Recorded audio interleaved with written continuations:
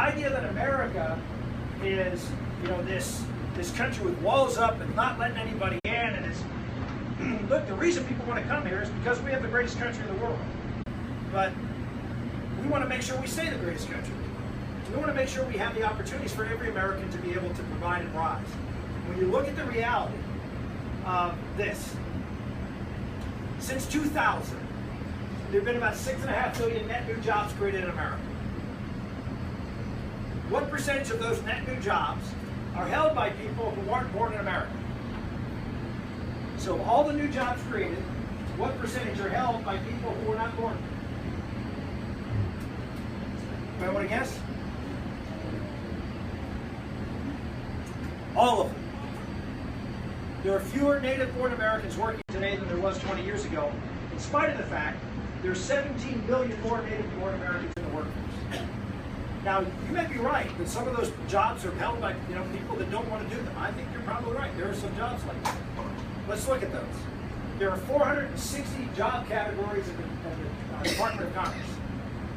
Of those, six of those job categories are held, or have a majority of people in those job categories who are not born in America. 6.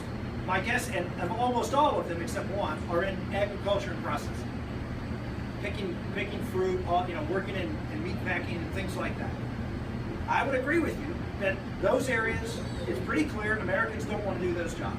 So what I've said is, when it comes to those kind of jobs, we'll provide a guest worker program for all of those industries to be able, and by the way, the one that's not agriculture, anybody want to guess what it is? Nail painting. Nail painting. Vietnamese have dominate that. So, there you go. That's just just thought I'd throw that out there. We've done our research. So for those 6 areas, we'll provide a guest worker program to make sure that those industries are not adversely affected. Okay? And that includes a lot of agriculture. I get that. But it's 1% of the workforce. Okay? It's 1% of the workforce. Everybody points to those. Fine. Let's set those aside and let's look at everything else.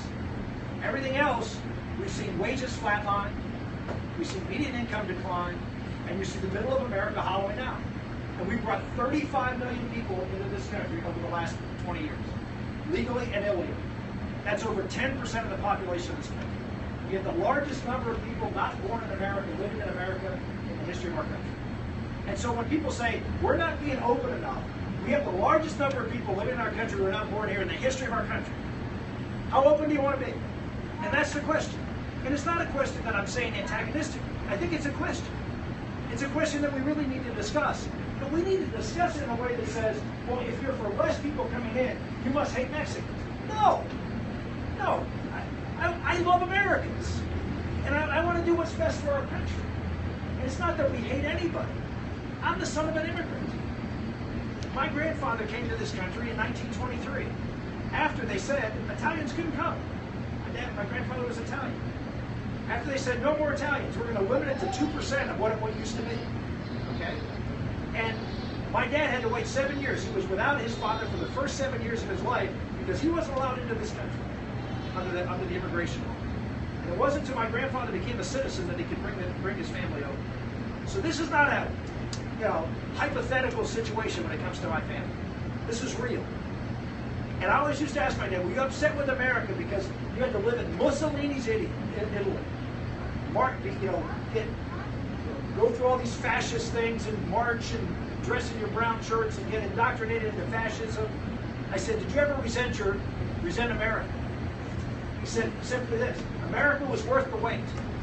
And that's what I would say to everybody who wants to come to this country.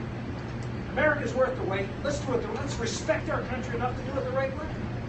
And let's have a rational discussion as to how many people come into this country legally and what the composition of that of those workers are.